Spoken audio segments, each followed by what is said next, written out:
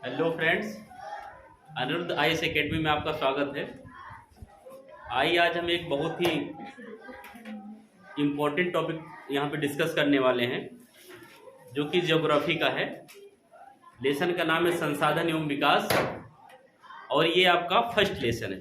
तो इसको हम बहुत ही उम्दा तरीके से समझेंगे, क्योंकि प्रीलिम्स एंड मेंस में जो क्वेश्चन आते हैं वो कहीं न कहीं मेन जो एनसीईआरटी बेस्ड होते हैं।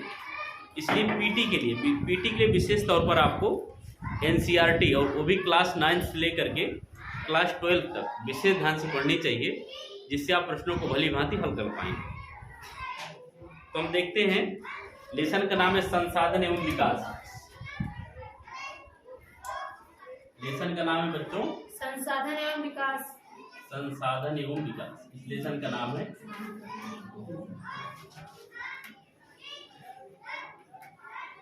संसाधन एवं विकास। तो इसे बताया गया है, सर्वप्रथम इसको आपको दर्शाया गया है कि संसाधन क्या है। तो जैसे कि आप जानते हैं संसाधन क्या है, तो संसाधन प्रकृति में ऐसी चीजें हैं, ऐसी जो आपको प्रकृति के द्वारा प्राप्त होती हैं, या फिर ऐसी भी चीजें होती हैं जो मानव निर्मित भी हो सकती हैं, वो भी आपको किसी भी कार्य को करने में क्या होती है, वो सहायता प्रदान करती है। विशेष तौर पर अगर देखा जाए तो जो संसाधन है, आपका जो संसाधन है, संसाधन को हम दो भागों में बांटते हैं। एक, इसका जो फर्स्ट पार्ट है उसको हम बोलते हैं प्राकृतिक, जो कि कैसा होता है बच्चों, नेचुरल। प्राकृतिक मीन्स नेचुरल रिसोर्स। और एक क्या होता है बेटा, मानवीय, जिसको जो मानव द्वारा निर्मित किए गए। प्राकृतिक एंड मानवीय। अब प्राकृतिक में दो हो सकते हैं, इसमें दो पार्ट होते हैं। पहले पार्ट को क्या बोलते हैं भैया, नवीकरणीय। नवीकरणीय योग्य, और दूसरा होता है अनवीकरणीय योग्य। अनवीकरणीय संसाधन।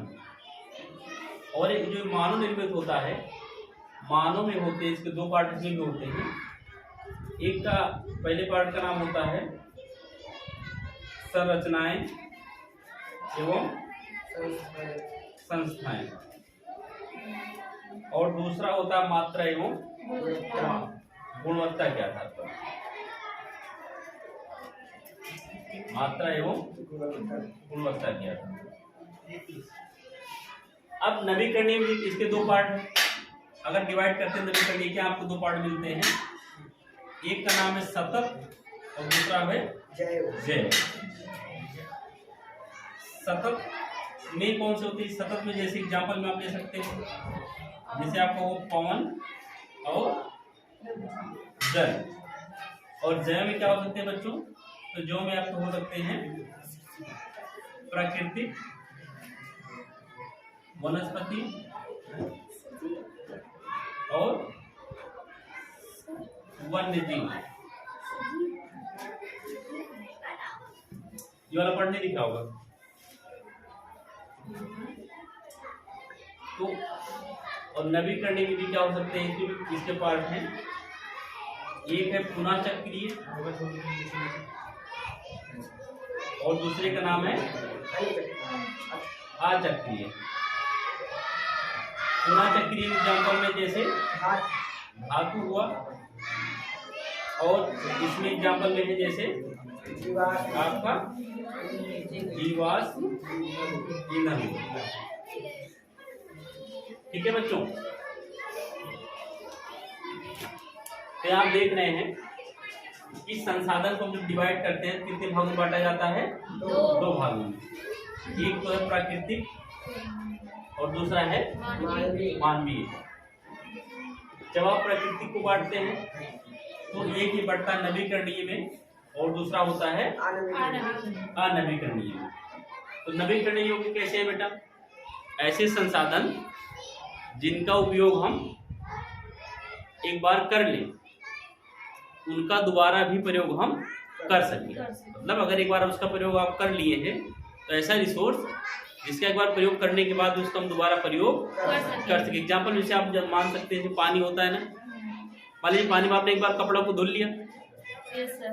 बाद में उस पानी का क्या कर सकते हैं आप, उसको साफ करके पीने योग्य पानी बना सकते हैं। Yes sir. दूसरा एग्जाम्पल में क्या ले सकते हैं, जैसे आपका वायु हुआ हवा, हवा का आप प्रयोग करके जैसे आप पवन चक्की चला सकते हैं, तो क्या वो पवन चक्की चलाने के बाद जो हवा आप यूज कर रहे हैं, क्या वो हवा दोबारा और अन्यत्र नहीं हो सकती? आराम से हो सकती है ना। तो ऐसे रिसोर्सेज जिनका प्रयोग आप बारंबार कर सकते हैं। और ये एक होता अनवीकरणीय। अनवीकरणीय बेटा, तो जिनका प्रयोग आप एक बार कर सकते हैं, दोबारा उनको नए रूप में आप उनका प्रयोग नहीं कर सकते। जैसे आप पेट्रोल जला दिए, क्या दोबारा पेट्रोल का उपयोग हो सकता है? पेट्रोल जल गया ना, जलने के बाद क्या बन जाता है? कार्बन डाइऑक्साइड अन्य गैसों में फैल जाता है। पेट्रोल हुआ, डीजल हुआ, केरोसिन हुआ, इनका प्रयोग हम पुनः नहीं कर सकते। नहीं कर सकते। अब इसमें नवीकरणीय में होता है बेटा सतत। सतत मतलब जो कंटिन्यू बने हुए हैं, ये कभी पृथ्वी से समाप्त होने वाली चीजें नहीं। हाँ, ये हो सकता है ये चीजें कम हो जाएं, प्रदूषित हो सकती हैं, लेकिन आप अगर ऐसा सोच रहे हो कि ये कभी इस धरती से खत्म होंगी, ऐसा संभव नहीं है। उनमें एग्जाम्पल में आप ले सकते हैं पवन और जल। जब तक मानव जीवन है, अगर पवन है तो मानव जीवन है, जल है तब मानव जीवन है। अगर पवन और जल को मानव जीवन से हटा दिया जाए तो क्या मानव जीवन संभव है? नहीं।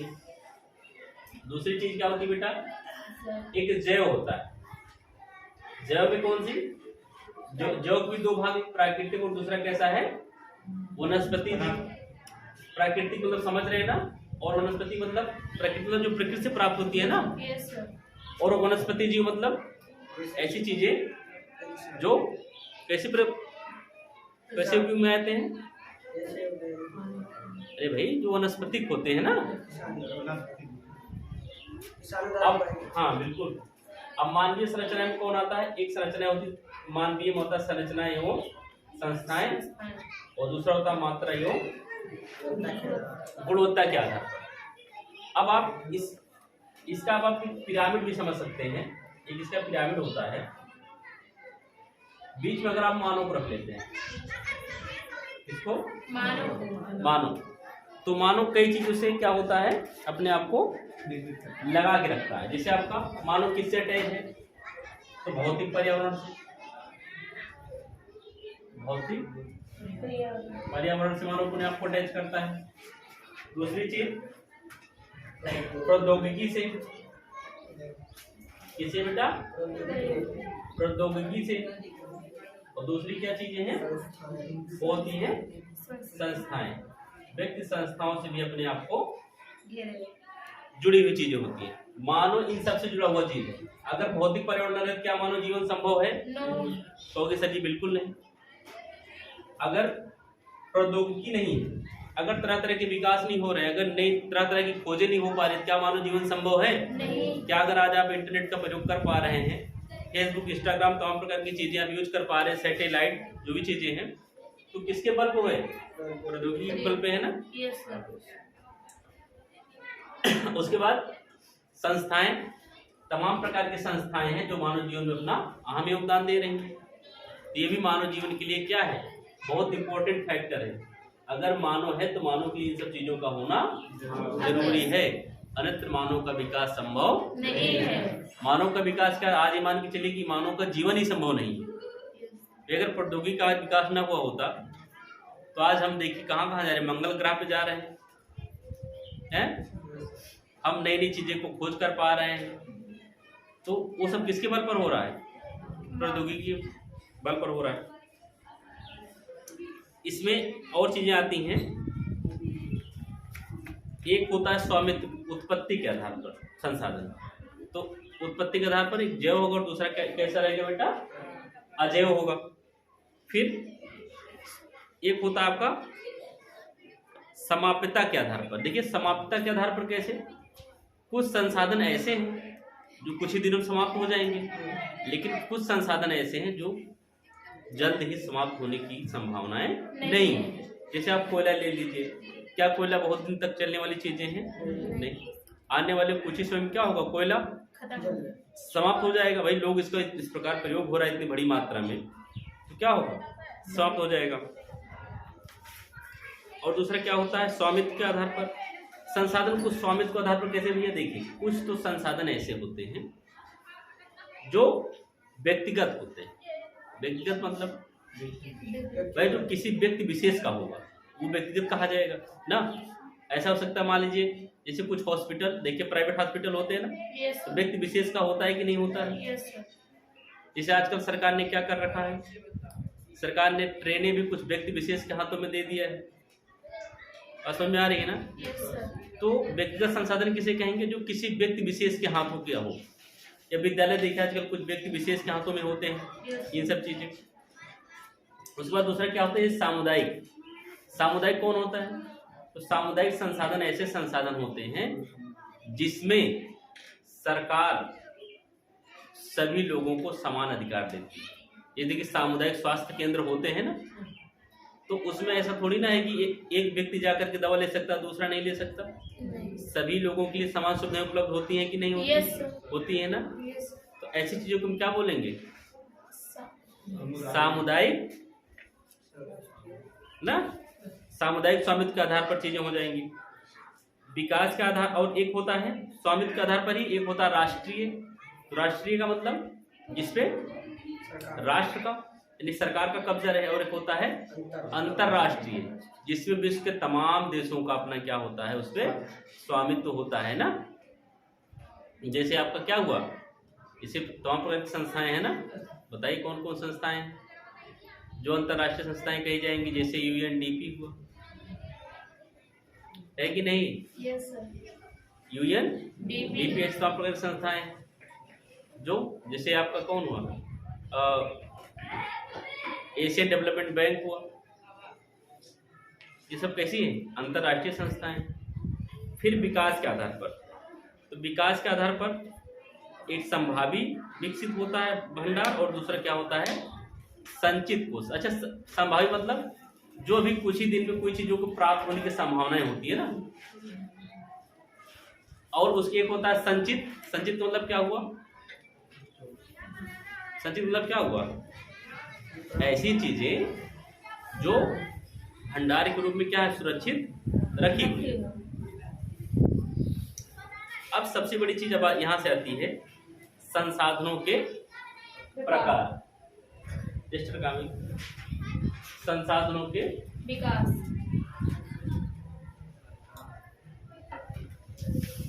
संसाधनों के प्रकार है भाई।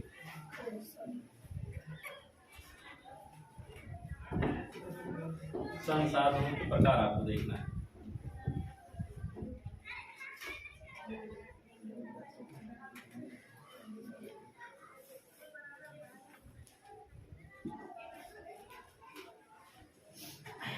संसाधनों के प्रकार।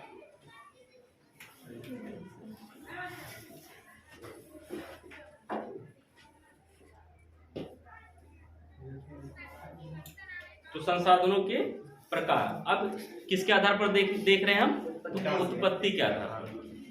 ये जो आप डिवाइडेशन देख रहे हैं संसाधनों का, उसका बेस क्या है, तो उत्पत्ति। उसका बेस उत्पत्ति का आधार कैसे, तो उत्पत्ति के आधार पर आप संसाधनों को अगर बांटेंगे तो पहले संसाधन का नाम आता है जैव संसाधन। कौन सा संसाधन, जैव संसाधन। दूसरा कौन सा संसाधन है बच्चों, अजैव संसाधन। तीसरा कौन सा है, ये दो संसाधन ऐसे हैं जिनको हम किसके आधार पर बांटते हैं, उत्पत्ति के आधार पर, कि इनकी उत्पत्ति कैसे होती है, इन संसाधनों की उत्पत्ति के आधार पर। जैसे जैव संसाधन क्या है, तो जैव संसाधन, इन संसाधनों की प्राप्ति कहाँ से होगी, तो जीवमंडल से होती है। और इनमें जीवन क्या है, इनमें क्या है, जीवन व्याप्त रहता है। भाई जैव संसाधन ऐसे संसाधन हैं जो जीवमंडल से प्राप्त होते हैं और इनमें जीवन क्या है, व्याप्त होता है। एग्जाम्पल में आप क्या ले सकते हैं, जैसे मनुष्य जैसे भाई क्या हुआ, आपका मनुष्य हुआ ना, या पूरा वनस्पति जगत हुआ, पूरा वनस्पति जगत हुआ, मत्स्य हुआ, मछलियां हुई ना, कुछ भी चीजें कौन सी हैं, ये सब जैव संसाधन है। सिंपल सा इतना ध्यान में रखना है आपको कि उत्पत्ति के आधार पर संसाधनों को क्या भागों में बांट सकते हैं, तो दो भागों में। इसको पहले भाग का नाम है जैव संसाधन। तो जैव संसाधन किसे कहते हैं बेटा, सिंपल से ध्यान रखिएगा, जैव संसाधन वह संसाधन है जिनमें जो जीवन पाया जाता है और जो जीव मंडल से प्राप्त होते हैं। जब इतना दिमाग में आपके आ गया कि हाँ वो जीव मंडल से प्राप्त होते हैं जिनमें जीवन पाया जाता है, तो आप एग्जाम्पल लिख ही सकते हैं, है कि नहीं है। तो आप लिख सकते हैं कि भाई मनुष्य हुआ, वनस्पति जगत हुआ, मत्स्य हुआ, ऐसे तमाम चीजें लिख सकते हैं आप जिनमें जीवन पाया जाता है। और दूसरा क्या होता है, अजैव संसाधन। जैसे आप यहाँ से देख लीजिए, यहाँ जैव मतलब जीव, जीव का मतलब क्या हुआ, जीवन, जिनमें जीवन पाया जाता है। यहाँ पे क्या, अजैव, जिनमें जीवन नहीं पाया जाता है। तो जिनमें जीवन नहीं पाया जाता वो कैसे संसाधन हो जाएंगे, निर्जीव यानी अजैव संसाधन। तो अजैव संसाधन कैसे हैं, तो ऐसे संसाधन जो निर्जीव वस्तुओं से बनते हैं उनको क्या बोलते हैं, अजैव संसाधन कहते हैं, या निर्जीव संसाधन भी आप कह सकते हैं। एग्जाम्पल में जैसे ना, जिन भाई जीवन नहीं होता, जैसे आप कहते हो कि सर चट्टाने हुआ, तमाम प्रकार क्या हुई, धातु, ये सब क्या है, ये सब निर्जीव अजैव या निर्जीव संसाधन के क्या है, रूप है। तो ये संसाधन का जो डिवाइडेशन पड़े किसके आधार पर पड़े, उत्पत्ति के आधार पर ना, इसका आधार था उत्पत्ति। अब जो दूसरा आधार हम लोग पढ़ने वाले हैं उसका क्या नाम है, उसका समाप्यता ना। देखिए कुछ चीजें ऐसी हैं जो कुछ दिनों में समाप्त हो जाएंगी, क्यों भाई, लेकिन कुछ चीजें ऐसी हैं जो इतनी जल्दी समाप्त होने वाली नहीं। तो अब हम किसके आधार पर पढ़ने जा रहे हैं, समाप्यता के आधार पर, समाप्यता के आधार पर। तो क्या चीज समाप्यता के आधार पर भाई क्या पढ़ने जा रहे हैं, बताओ। समाप्यता के आधार पर अगर हम संसाधनों को बांटते हैं तो कितने भागों में बांटते हैं बेटा, दो भागों में। पहले का नाम क्या है बेटा, नवीकरण योग्य संसाधन। एक होता है नवीकरणीय ना, नवीकरणीय योग्य संसाधन, करणीय, और दूसरा क्या होता है, अनवीकरणीय, नवीकरणीय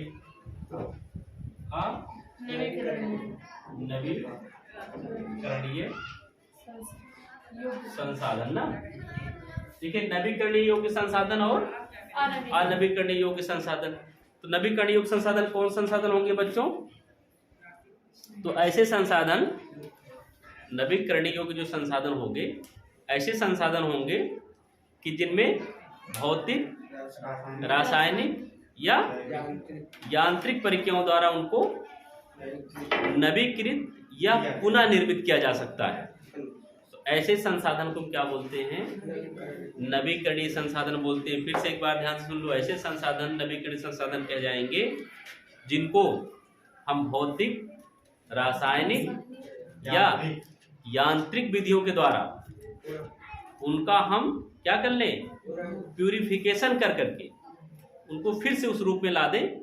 तो ऐसे संसाधनों को हम क्या बोलेंगे, नवीकरणीय संसाधन कहलाएंगे।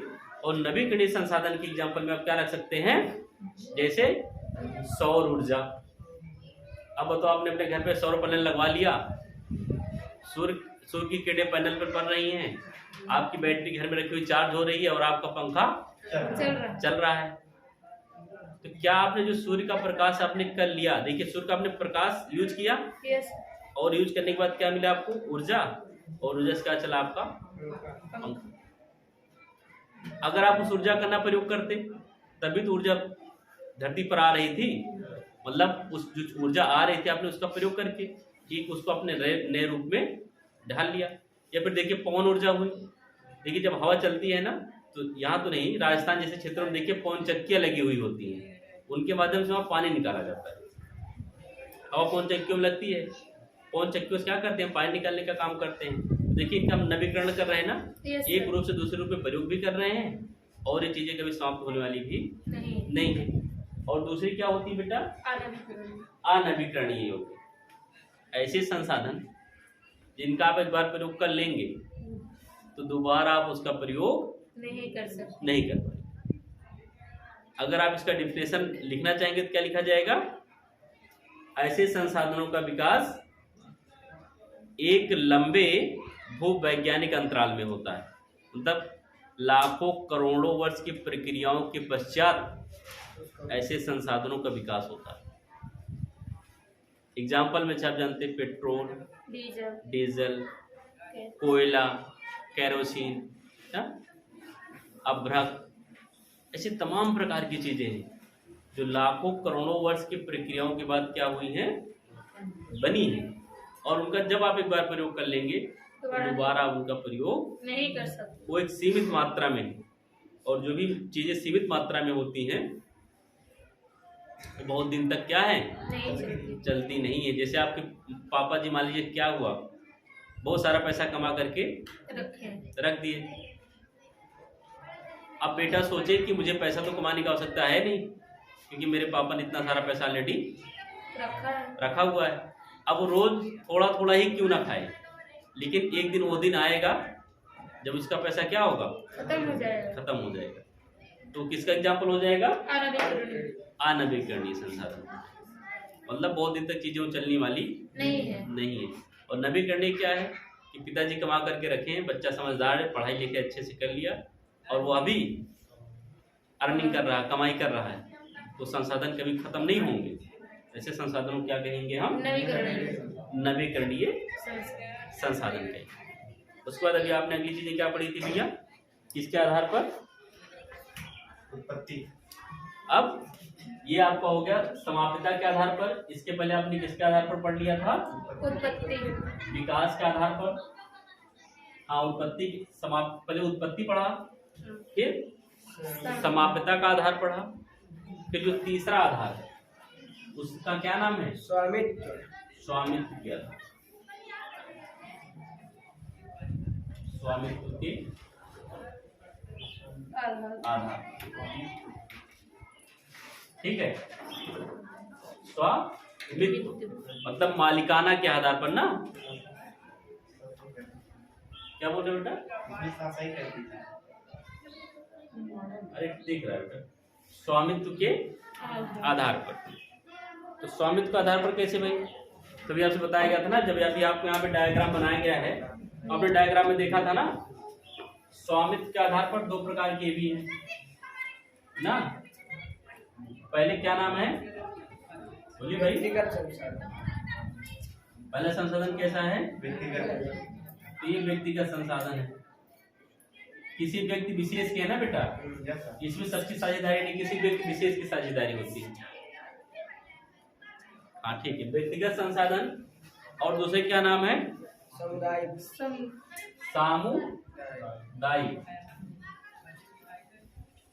सामुदायिक संसाधन। और इसके भाग हैं दो, ये पहला भाग हुआ इसका, दूसरा, तीसरे भाग का क्या नाम है, राष्ट्रीय संसाधन। और चौथे क्या नाम है, अंतरराष्ट्रीय संसाधन। अंतरराष्ट्रीय संसाधन।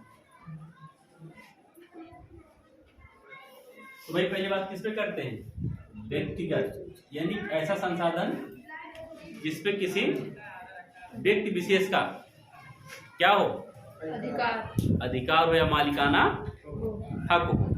तो संसाधन ऐसे जिसमें निजी व्यक्तियों के स्वामित्व से चीजें होती है ना भाई, इसमें किसी व्यक्ति विशेष का हाथ होगा, उसी के द्वारा सारी चीजें क्या होती हैं, चलाई जाती है ना। मतलब पूरा जो मैनेजमेंट होता है वो किसके हाथ में होता है, एक व्यक्ति के हाथ में।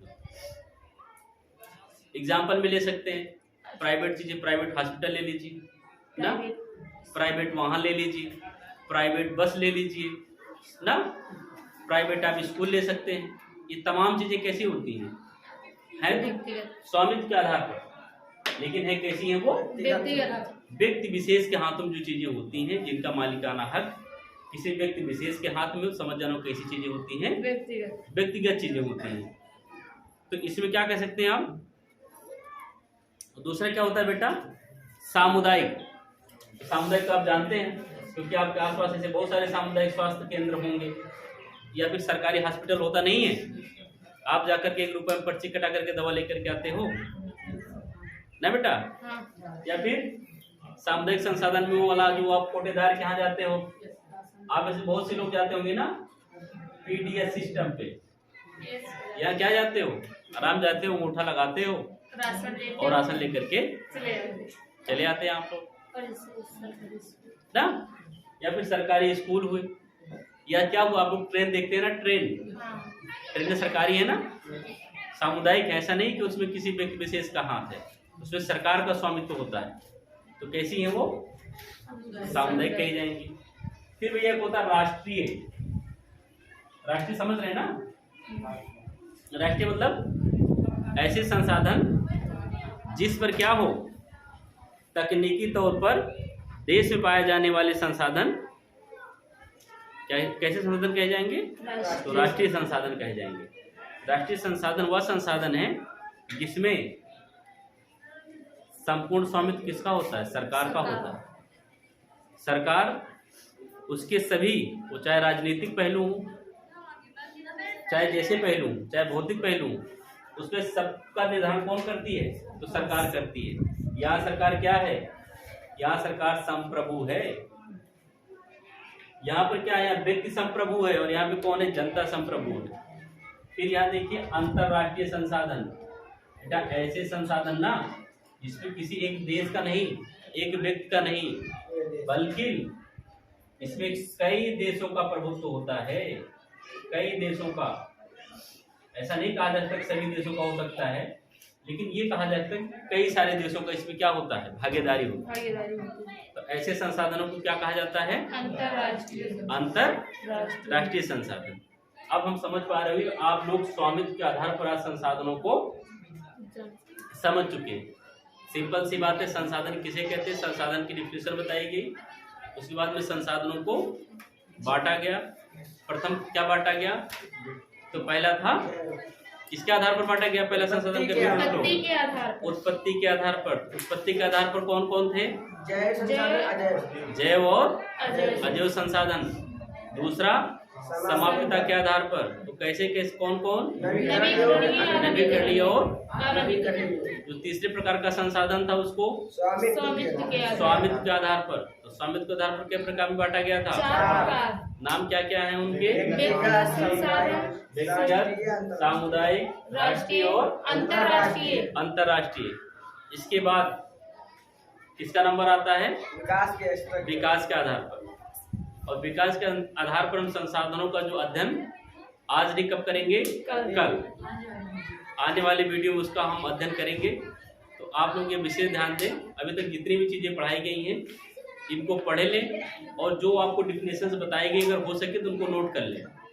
और आप लोग चैनल को लाइक करते रहिए, सब्सक्राइब करते रहिए और एक काम करते रहिए। क्या करना है आपको? सब्सक्राइब करने पर विशेष ध्यान देना है। Thanks for watching. ओके।